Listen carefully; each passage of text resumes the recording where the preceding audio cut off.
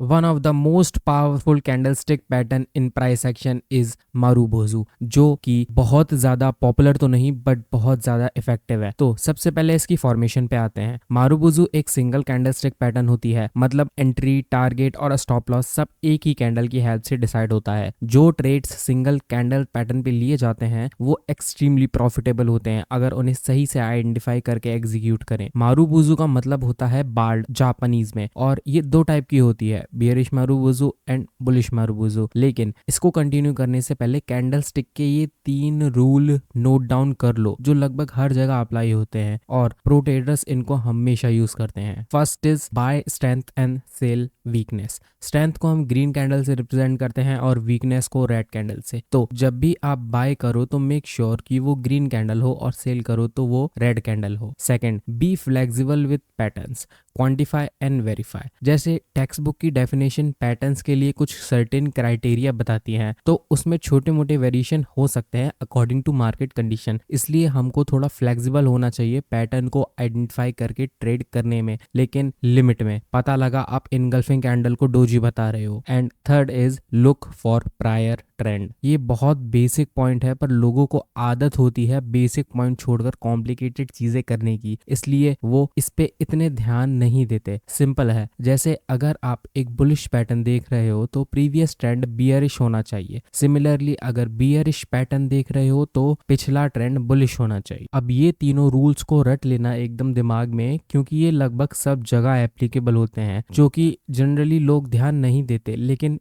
Important होते हैं। अब अभी मैंने आपको बताया कि मारूबुजू कैंडल का मतलब बार्ड होता है जापानीज में, क्योंकि इस कैंडल के ऊपर नीचे विक या शेडो नहीं होती। But as rule 2 says be flexible, मतलब थोड़ी बहुत विक्स चलती है, क्योंकि मार्केट में टेक्स्ट बुक डेफिनेशन वाले पैटर्न हमेशा नहीं मिलते। और मारूबुजू शायद इकलौती कैंडलस्टिक पैटर्न है जो rule number 3 that is looking for prior trend को वॉयलेट करती है, क्योंकि ये चार्ट पर कहीं भी बन सकती है रिस्पेक्टिव इसका पिछला ट्रेंड क्या था और इसकी इम्प्लीकेशन सेम रहती है। अब आपका ट्रेडर माइंड टेस्ट करते हैं। ये दोनों मारूबुजू कैंडल है, इन दोनों में से ज्यादा स्ट्रॉन्ग मारूबुजू कैंडल कौन सी है बताओ।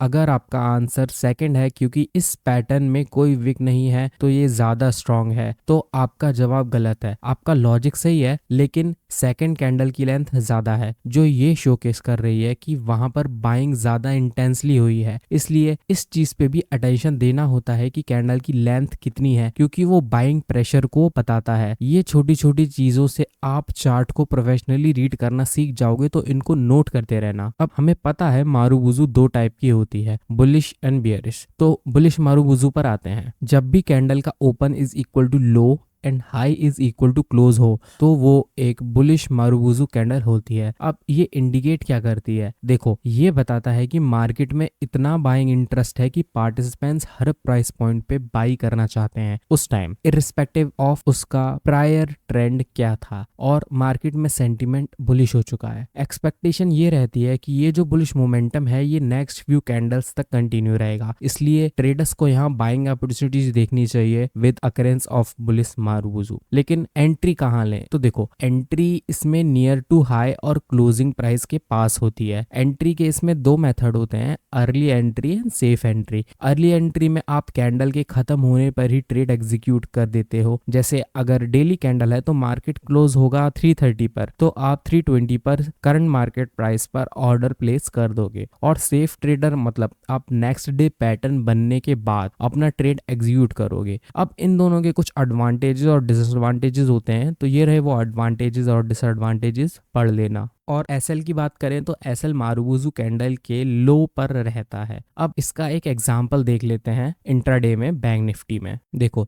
ये बैंक निफ्टी का 4 अप्रैल 2024 का चार्ट है। मार्केट ओपन होता है यहाँ से ओपन होने के बाद मार्केट सीधे नीचे नीचे नीचे नीचे आ जाता है। उसके बाद बनती है एक मारूबुजू कैंडल, ठीक है।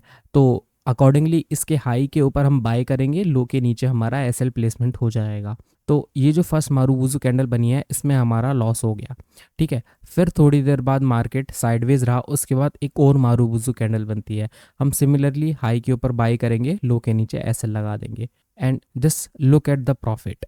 इसके बाद मार्केट सीधा ऊपर चला गया बिना रुके। एक और एग्जांपल देखते हैं इसका। मार्केट ओपन होता है यहाँ पर, और ओपन होते ही इसने एक रिजेक्शन कैंडल बना दी। फिर मार्केट थोड़ी देर यहाँ होल्ड किया, उसके बाद इसने बनाई एक मारूबुजू कैंडल। सिमिलरली हम हाई के ऊपर एंट्री करेंगे, लो के नीचे स्टॉप लॉस प्लेस कर देंगे, और जैसे ही इसने हाई तोड़ा, ये कितनी तेज मोमेंटम से ऊपर गया। फिर ये हल्का सा रिट्रेस हुआ और इसने एक और मारूबुजू कैंडल बनाई, इसमें भी हमको प्रॉफिट मिला। फिर यह हल्का सा पुल बैक दे के आया, अगेन इसने एक मारूबुजू कैंडल बनाई, उसमें भी हमको प्रॉफिट मिला।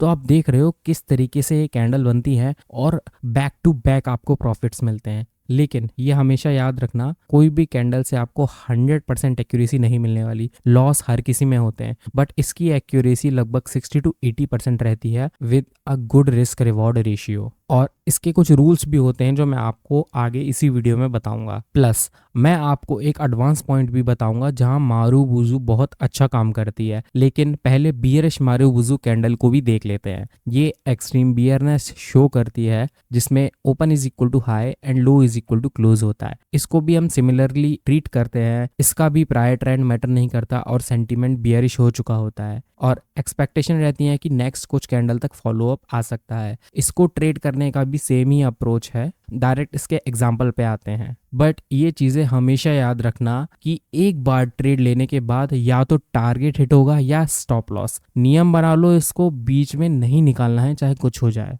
देखो ये बहुत इंटरेस्टिंग एग्जांपल है। ये चार्ट है 1 अप्रैल 2024 का, ठीक है। मार्केट ओपन होता है और ओपन होते ही मार्केट साइडवेज हो जाता है। ये ऊपर नीचे इसी रेंज सी बना लेता है, रेंज में ट्रेड करता है। तो फिर यहाँ पर हमको फर्स्ट मारूबुजू कैंडल मिलती है। अगर हम इसमें ट्रेड ले लेते हैं, नो के नीचे हमारी एंट्री हो जाती। उसके बाद अगेन मारूबुजू कैंडल, फिर एक और मारूबुजू कैंडल, फिर एक और मारूबुजू कैंडल, लेकिन ये ग्रीन साइड बनी है। तो हमने फर्स्ट मारूबुजू कैंडल में ट्रेड किया था, तो हमारी एंट्री अभी इंटैक्ट है। लेकिन अगर आपसे फर्स्ट मिस हो जाती है, अगर आप सेकंड में एंट्री ले लेते तो सेकंड में आपका तुरंत एसएल हिट हो जाता। इसके बाद इसने एक और मारूबुजू रेड कैंडल बनाई और उसके बाद मार्केट ने बहुत अच्छा फॉल किया। तो ये पैटर्न नो डाउट काम तो बहुत अच्छा करता है, बट इसके रूल्स भी लिख लो कहीं। Always prioritize first candle. जैसे पहले बुलिश मारूबुजू बनी बट तुमने छोड़ दी, सोचा नेक्स्ट ट्रेड करूंगा, फिर नेक्स्ट में लॉस हो गया, क्योंकि मार्केट में पहली मूवमेंट फ्रेश होती है और सबसे अच्छा काम करती है। Second is always look in the market की मार्केट आ कहां से रहा है। लाइक ऐसा नहीं होना चाहिए कि मार्केट ने पहले ही मूव कर दिया है, उसके बाद भी कैंडल बनी तो आप वहां भी ट्रेड ले लो। वो ऑलरेडी मूव करके आ चुका है, वो मूव निकल चुका है। तो इस चीज का भी बहुत ध्यान रखना। बट मैंने आपको बताया था कि एक एडवांस पॉइंट है जहां ये पैटर्न बहुत अच्छा काम करता है, और वो एडवांस पॉइंट है ट्रेंड लाइन।